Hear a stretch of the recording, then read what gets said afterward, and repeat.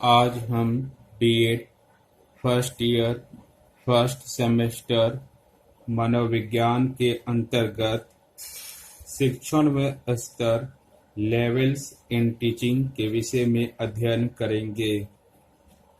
शिक्षण एक उद्देश्यपूर्ण प्रक्रिया है जिसका सीखने से घनिष्ठ संबंध होता है। इसी कारण आजकल शिक्षण अधिगम टीचिंग लर्निंग को एक प्रत्यय माना जाता है। मॉरिस एल विग्गी के अनुसार शिक्षण तथा सीखने की परिस्थितियों को उनके स्तर के अनुसार एक माप अथवा पैमाने पर विचारहीन से विचारवान क्रियाओं की अवस्थाओं में विभाजित कर सकते हैं।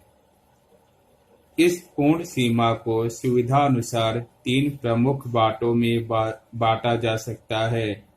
किसी पाठ्य वस्तु को शिक्षक विचारहीन स्थिति से लेकर विचारपूर्ण स्थिति तक 3 प्रमुख स्तरों पर प्रस्तुत कर सकता है। ये स्तर हैं: पहला स्मृति स्तर मेमोरी लेवल, दूसरा बोध स्तर अंडरस्टैंडिंग लेवल तथा तीसरा है चिंतन स्तर रिफ्लेक्टिव लेवल। शिक्षण का स्मृति स्तर मेमोरी लेवल ऑफ टीचिंग। स्मृति एक मानसिक प्रक्रिया है जब व्यक्ति किसी वस्तु, पदार्थ अथवा स्थान को देखता है तो इनसे संबंधित चिन्ह अथवा प्रतिमाएं उसके मस्तिष्क में बन जाती हैं। इन्हीं संक्षिप्त चिन्हों या पूर्व में सीखी गई बातों को याद रखना ही स्मृति है। पूर्वानुभवों का समय पर स्मरण करना ही स्मृति है। कुछ समय के बाद यह अनुभव चेतन मन से अचेतन मन में प्रवेश कर जाते हैं। अचेतन मन इस प्रकार के अनुभवों का भंडार गृह कहलाता है। आवश्यकता के अनुसार अचेतन मन में पहुंचे अनुभवों को चेतन मन पर लाने की प्रक्रिया ही स्मृति कहलाती है। स्मृति को विभिन्न मनोवैज्ञानिकों ने निम्न रूपों में परिभाषित किया है। स्टाउट के अनुसार स्मृति एक आदर्श पुनरावृत्ति है जिसमें अतीत काल के अनुभव उसी क्रम तथा ढंग से जागृत होते हैं जैसे वे पहले हुए थे। Memory is the ideal revival in which the objects of past experience reinstate as far as possible in the order and manner of the original occurrence. Woodworth के अनुसार पहले सीखी हुई बातों को याद रखना ही स्मृति है। Memory consists in remembering what has previously learned. McDougall के अनुसार स्मृति से तात्पर्य अतीत की घटनाओं की कल्पना करना और इस तथ्य को पहचान लेना कि ये अतीत के अनुभव हैं। Memory implies imaging of events as experienced in the past and recognizing them as belonging to one's own past experience. स्मृति वह शक्ति है जिससे गत अनुभव के कुछ भाग विचार और प्रतिमा के रूप में आते हैं।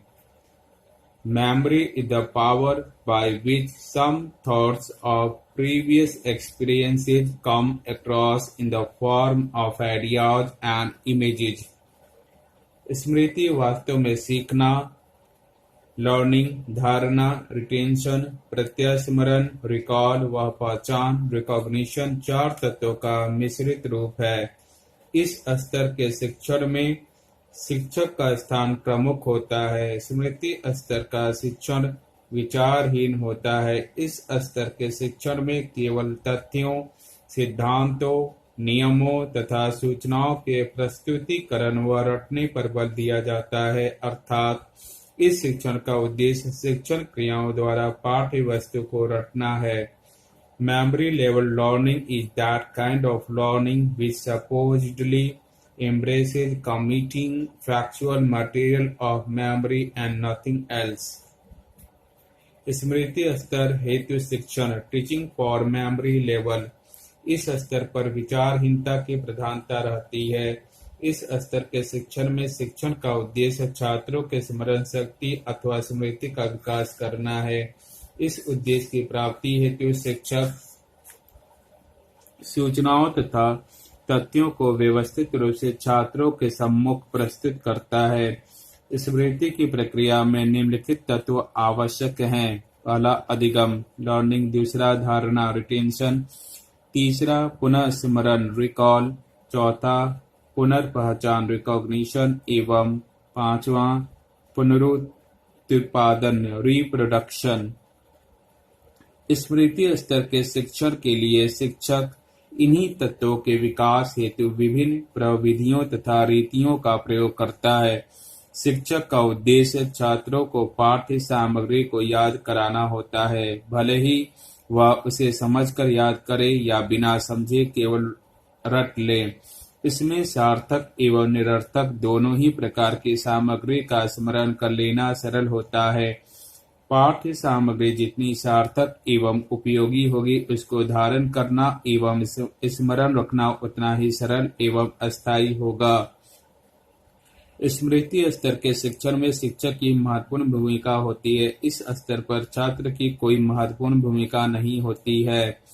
शिक्षक ही पाठ्य सामग्री को व्यवस्थित, क्रमिक तथा सुसंगठित करता है। अतः स्पष्ट है कि स्मृति स्तर के शिक्षण में छात्र से अधिक शिक्षक क्रियाशील रहता है।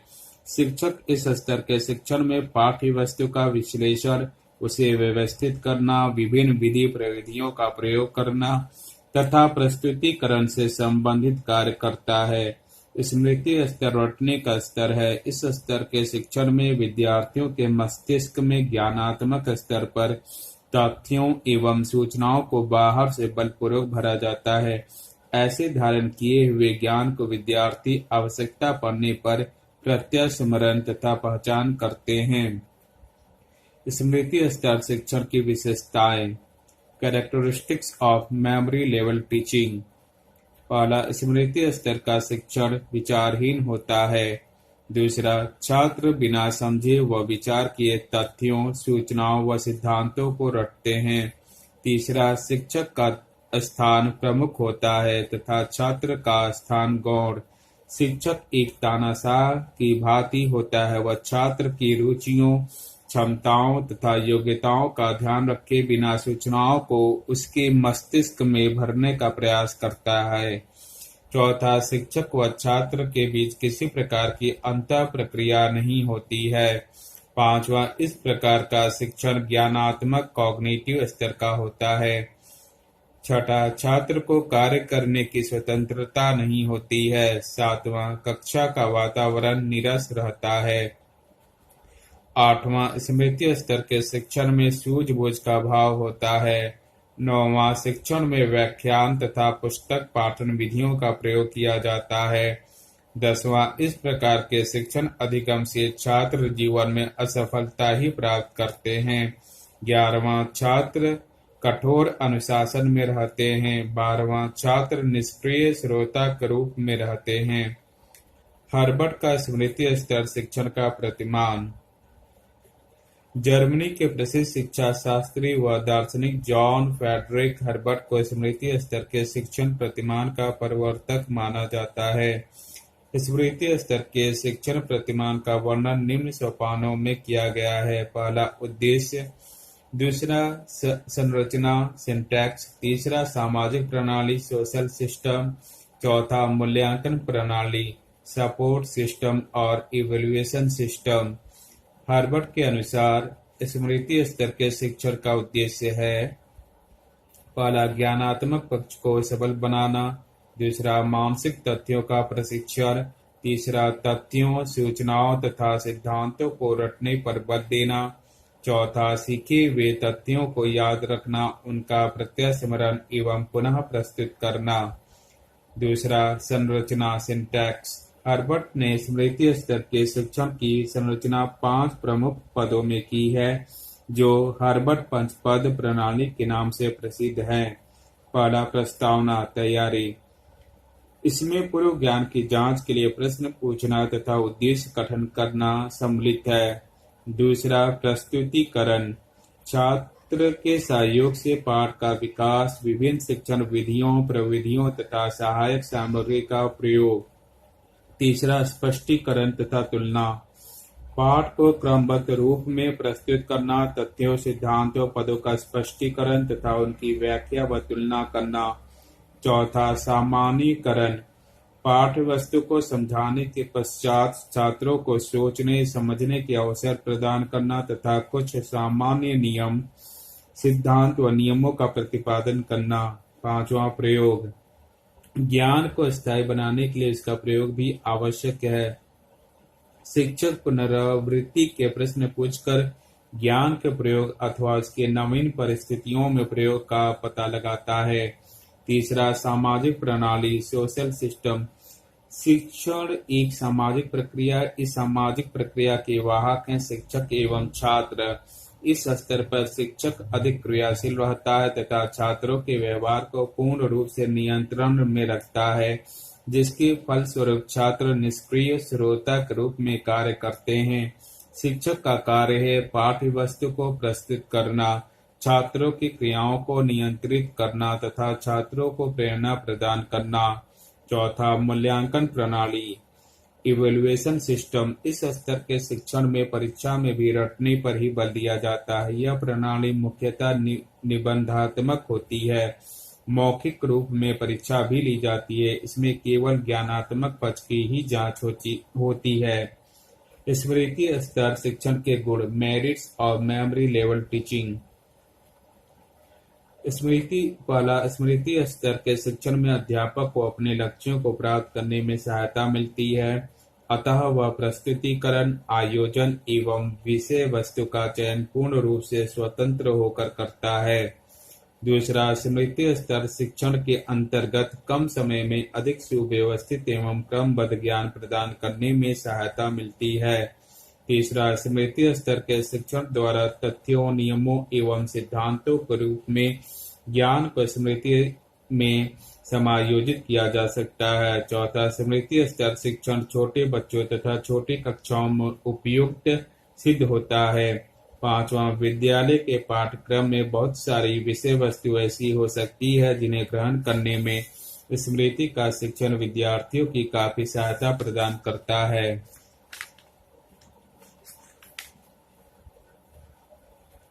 स्मृति स्तर शिक्षण के दोष, डिमेरिट्स और मेमोरी लेवल टीचिंग। पहला, स्मृति स्तर के शिक्षण में शिक्षण प्रक्रिया के संगठन और संचालन का पूरा उत्तरदायित्व अध्यापक के ही कंधों पर आ पड़ता है। दूसरा, स्मृति स्तर के शिक्षण में अभिप्रेरणा का स्रोत बाह्य रूप से होता है, आंतरिक रूप से कोई भी स्रोत नहीं होता है। तीसरा, स्मृति स्तर का शिक्षण विद्यार्थी की मानसिक शक्तियों तथा बौद्धिक विचार प्रक्रिया को विकसित करने में सहायता नहीं कर सकता है। स्मृति स्तर शिक्षण के लिए सुझाव, suggestion for memory level teaching. पहला, पाठ्य वस्तु सार्थक होनी चाहिए। दूसरा, पाठ्य वस्तु क्रमबद्ध रूप से प्रस्तुत करनी चाहिए। तीसरा, समग्र पद्धति होल मेथड का प्रयोग करना चाहिए। चौथा, पुनरावृत्ति एक क्रम में करनी चाहिए। पांचवा, प्रत्यय स्मरण तथा पुनः प्रस्तुतिकरण का अधिक अभ्यास कराना चाहिए। छठा, थकान के समय शिक्षण नहीं करना चाहिए।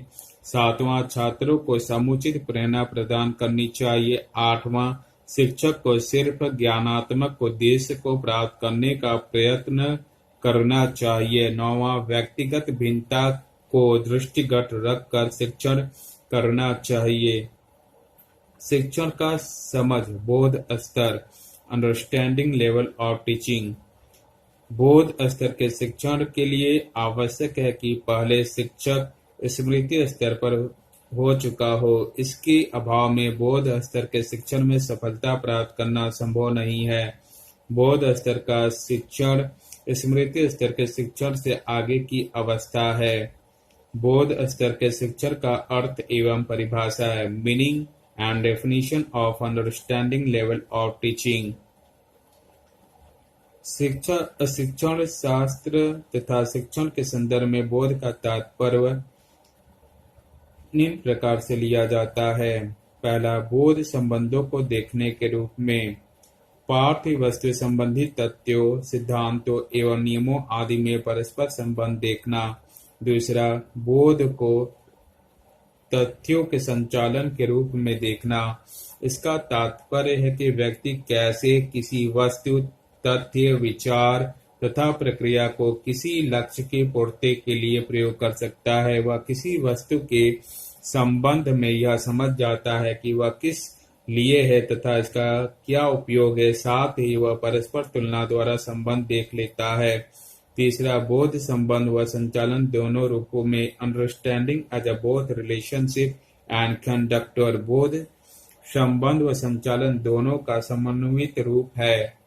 बोध स्तर के शिक्षण में शिक्षक छात्रों को सामान्यीकरण, सिद्धांतों तथा तथ्यों के संबंध में बोध कराने पर विशेष बल देता है। इसके लिए स्मृति स्तर का शिक्षण होना आवश्यक है। यदि शिक्षक अपने इस प्रयास में सफल हो जाता है तो छात्रों में नियमों को पहचानने, समझने तथा उन्हें प्रयोग करने की क्षमता विकसित हो जाती है। इस प्रकार शिक्षण अर्थपूर्ण हो जाता है। इस प्रकार के शिक्षण तथा अधिगम में शिक्षक व छात्र दोनों ही क्रियाशील होते हैं। मॉरिस एल्विगी के अनुसार जो विद्यार्थियों को सामान्यीकरण तथा विशिष्ट या दूसरे शब्दों में सिद्धांत तथा अलग अलग तथ्यों के बीच पाए जाने वाले संबंधों से परिचित कराने का प्रयत्न करता है और यह भी बताता है कि सिद्धांतों का किस तरह व्यावहारिक उपयोग किया जा सकता है। The one that seek to acquaint students with the relationship between a generalization and the particulars, between principles and solitary facts, and which shows the use to which the principles may be applied। अवबोध का शाब्दिक अर्थ है अर्थ समझना, विचार को ग्रहण करना, गुण या विशेषता को स्पष्ट का समझना, किसी तथ्य को स्पष्ट रूप से समझना। इस प्रकार बोध स्तर का शिक्षण छात्रों में सूझबूझ उत्पन्न करता है जिससे वे विद्यालय तथा उसके बाहर उपस्थित समस्याओं का समाधान सरलतापूर्वक कर सकते हैं। बोध स्तर के शिक्षण में स्मृति तथा अंतर्दृष्टि दोनों सम्मिलित होती हैं। बोध स्तर हेतु शिक्षण, टीचिंग फॉर अंडरस्टैंडिंग लेवल। शिक्षाविदों ने स्मृति स्तर के शिक्षण को सीखने के लिए अधिक उपयुक्त नहीं माना। तब बोध स्तर के शिक्षण की रूपरेखा जिनमें हर्बर्ट मॉरिसन एवं ब्रूनर जैसे विद्वानों ने दी, स्मृति स्तर के शिक्षण को विचारहीन माना जाता है। इसका चिंतन से कोई संबंध नहीं होता है। इसके विपरीत चिंतन स्तर के शिक्षण को विचार युक्त माना जाता है तथा अवबोध स्तर इन दोनों की मध्य की श्रेणी के अंतर्गत आता है। इस स्तर से ही विचार या सूझ की प्रक्रिया आरंभ हो जाती है। बिना समझे हम किसी भी बालक को कुछ सिखा नहीं सकते हैं। अवबोध स्तर के शिक्षण में अंतर्दृष्टि को महत्व दिया जाता है। इसमें संबंधों का ज्ञान होना, सामान्यीकरण का विकास एवं अंतर्दृष्टि तीनों ही सम्मिलित होते हैं। बोध स्तर के शिक्षण में सफलता प्राप्त करने के लिए आवश्यक है कि इससे पहले स्मृति स्तर का शिक्षण हो चुका हो। यदि हम स्मृति स्तर के शिक्षण के बिना सीधे बोध स्तर पर शिक्षण करना चाहते हैं तो यह व्यर्थ सिद्ध होगा। अतः स्पष्ट है कि स्मृति स्तर का शिक्षण बोध स्तर के शिक्षण के विकास के लिए प्रथम चरण है, किंतु केवल स्मृति स्तर के शिक्षण से सूझ या बोध का विकास किया जाना संभव नहीं है। इसलिए बोध स्तर का शिक्षण पाठ्य वस्तु की समझ उत्पन्न करने के लिए आवश्यक है। बोध स्तर शिक्षण की विशेषताएं, characteristics of teaching eight understanding level. पहला, बोध स्तर का शिक्षण विचारपूर्ण होता है। दूसरा, शिक्षण बोध केंद्रित होता है। तीसरा, बोध स्तर का शिक्षण छात्रों में सामान्यीकरण, सूझबूझ तथा समस्याओं के समाधान की क्षमता विकसित करता है। चौथा, इस प्रकार के शिक्षण में प्रत्यस्मरण, पहचानना, व्याख्या करना तथा बुद्धि युक्त व्यवहार निहित होता है। पांचवा, यह छात्रों को स्वतंत्रता प्रदान करता है। छठा, शिक्षक व छात्र के मध्य अंतःक्रिया होती है। सातवां, मुख्य रूप से तथ्यों व सिद्धांतों का बोध कराया जाता है। आठवां, शिक्षण सोपानों का प्रयोग भी क्रमबद्ध रूप से किया जाता है। 9वां, मूल्यांकन के लिए निबंधात्मक व वस्तुनिष्ठ परीक्षाओं का प्रयोग किया जाता है। 10वां, शिक्षण का यह प्रतिमान मनोवैज्ञानिक तथा व्यवहारिक दृष्टि से प्रभावशाली है। मॉरिसन का बोध स्तर शिक्षण प्रतिमान, Morrison model of teaching eight understanding level. बोध स्तर शिक्षण के प्रतिमान के जन्मदाता हेनरी सी मॉरिसन है, इसलिए इसे मॉरिसन का शिक्षण प्रतिमान भी कहा जाता है। इस प्रतिमान के 4 तत्व हैं। पहला, उद्देश्य फोकस। दूसरा, संरचना सिंटैक्स। तीसरा, सामाजिक प्रणाली सोशल सिस्टम। चौथा, मूल्यांकन प्रणाली इवैल्यूएशन सिस्टम। पहला, उद्देश्य। इस प्रतिमान का उद्देश्य छात्र द्वारा प्रत्ययों पर स्वामित्व प्राप्त कर लेना है, अर्थात छात्र द्वारा पाठ्य वस्तु पर स्वामित्व प्राप्त करना है। इस उद्देश्य की प्राप्ति हेतु मॉरिसन ने विषय वस्तु को इकाइयों में विभक्त करने को कहा है, जिससे विद्यार्थी सामान्यीकरण कर सके।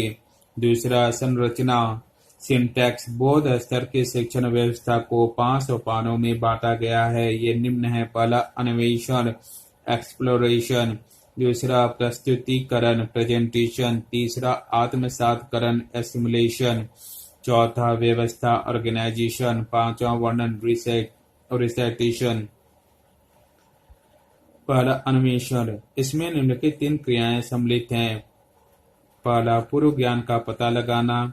दूसरा, पाठ्य वस्तु का विश्लेषण कर उसके अवयवों को तर्कपूर्व मनोवैज्ञानिक ढंग से व्यवस्थित करना। तथा तीसरा, यह निश्चित करना कि पाठ्य वस्तु की इकाइयों को किस प्रकार प्रस्तुत किया जाए। प्रस्तुतिकरण। इसमें शिक्षक अधिक क्रियाशील रहता है। प्रस्तुतिकरण के लिए शिक्षक 3 क्रियाएं करता है। पहला, पाठ्य वस्तु को छोटी छोटी इकाइयों में प्रस्तुत करना। दूसरा, छात्रों की कठिनाइयों का निदान करना। तीसरा, पाठ्य वस्तु की पुनरावृत्ति करना, जिससे कि वह छात्रों की समझ में आसानी से आ जाए। तीसरा, आत्मसातकरण एसिमुलेशन। प्रस्तुतिकरण के पश्चात शिक्षक यह देखता है कि छात्र नवीन ज्ञान को समझ गए हों तो वह परिपाक के लिए अवसर प्रदान करता है। परिपाक की विशेषता निम्न है। पहला, परिपाक का उद्देश्य पाठ्य वस्तु की गहनता पर बल देना है। दूसरा, परिपाक में छात्रों को व्यक्तिगत क्रियाएं करने पर विशेष बल दिया जाता है। तीसरा, परिपाक के समय छात्रों को प्रयोगशाला व पुस्तकालय में स्वयं जाकर कार्य करना पड़ता है। चौथा, परिपाक का कालांश पर्यवेक्षण अध्ययन सुपरवाइज्ड स्टडी का होता है। शिक्षक व छात्र दोनों ही सक्रिय रहते हैं। पांचवा, परिपाक द्वारा छात्रों को सामान्यीकरण के अवसर दिए जाते हैं। छठा, छात्र इकाई में दिए हुए अनेक प्रकार के दृष्टांतों एवं उन पर आधारित सामान्यीकरण के मध्य संबंध देख सके।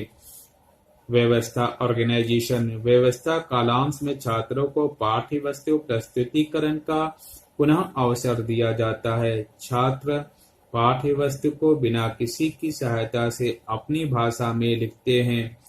व्याकरण, गणित आदि विषयों में पुनः प्रस्तुतिकरण का कोई महत्व नहीं होता है, अतः छात्र व्यवस्था कालांश से वर्णन कालांश में पहुंच जाते हैं।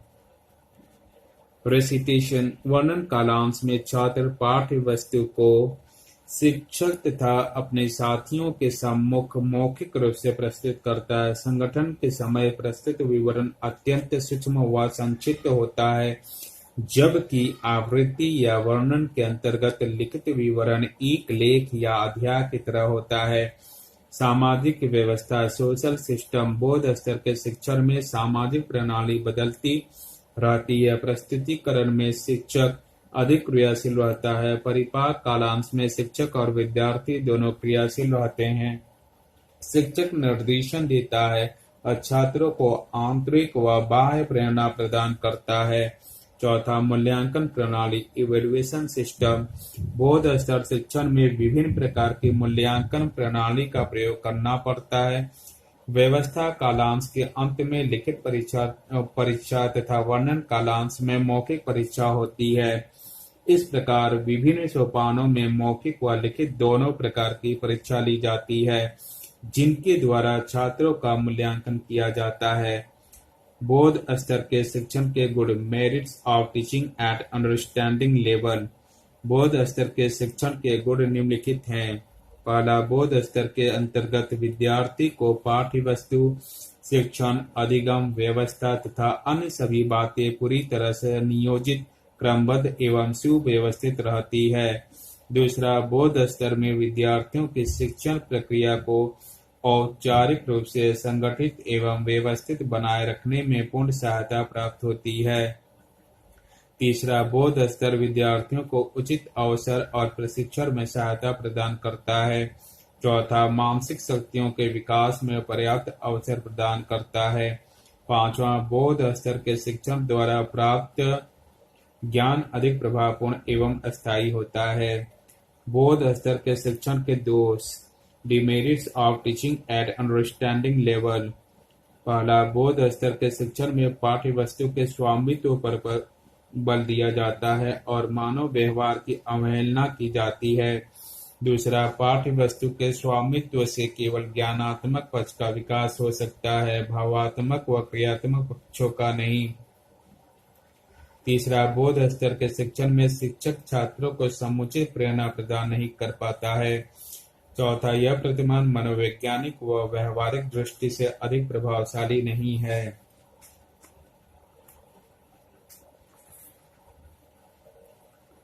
बौद्ध स्तर के शिक्षण के लिए सुझाव, suggestion for understanding level of teaching. पहला, स्मृति स्तर के शिक्षण की परीक्षा उत्तीर्ण करने पर बौद्ध स्तर का शिक्षण प्रदान किया जाए। दूसरा, बौद्ध स्तर के सोपानों का अनुसरण क्रमबद्ध रूप से किया जाए। तीसरा, शिक्षक को पाठ्य वस्तु के साथ ही तल्लीनता के साथ मनोवैज्ञानिक प्रेरणा भी प्रदान करनी चाहिए। चौथा, शिक्षक को बौद्ध स्तर के शिक्षण की समस्याओं का विचार करके समाधान के लिए उचित प्रयास करने चाहिए। पांचवा, प्रत्येक सोपान के बाद मूल्यांकन उचित रूप से किया जाए। शिक्षण का चिंतन स्तर, रिफ्लेक्टिव लेवल ऑफ टीचिंग। चिंतन स्तर के शिक्षण के लिए आवश्यक है कि इससे पहले स्मृति एवं बोध स्तर का शिक्षण छात्र कर चुके हों, तभी इस स्तर का शिक्षण सफल होता है। चिंतन स्तर के शिक्षण का अर्थ, मॉरिस एल विगी के अनुसार चिंतन स्तर के शिक्षण में कक्षा में ऐसा वातावरण उत्पन्न किया जाता है जो अधिक सजीव, उत्तेजित करने वाला, आलोचनात्मक एवं संवेदनशील हो। यह छात्रों के सम्मुख नवीन व मौलिक चिंतन का स्वतंत्र वातावरण प्रस्तुत करता है। इस प्रकार का शिक्षण बोध स्तर के शिक्षण की अपेक्षा अधिक कार्य उत्पादन को बढ़ावा देता है। Reflective teaching leads to the development of a classroom atmosphere which is more alive and existing, more critical and penetrating, and open to fresh and original thinking.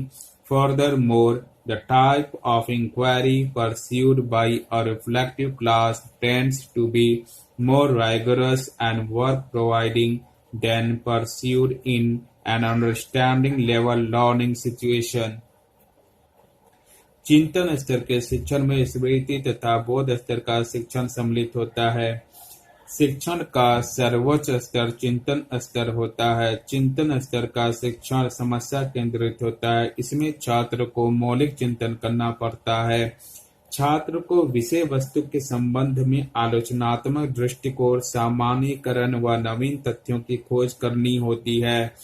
चिंतन स्तर का शिक्षण शिक्षक की योग्यता, अनुभव व कुशलता पर निर्भर करता है। इस प्रकार का शिक्षण छात्रों को स्वतंत्र रूप से ज्ञान प्रदान करने में सहायक है। इस प्रकार के शिक्षण में छात्रों के समक्ष समस्या प्रस्तुत की जाती है, वे स्वयं उसके समाधान का प्रयत्न व हल खोजते हैं। छात्र परंपरागत ढंग से न सोचकर कल्पनात्मक एवं सृजनात्मक ढंग से चिंतन करते हैं।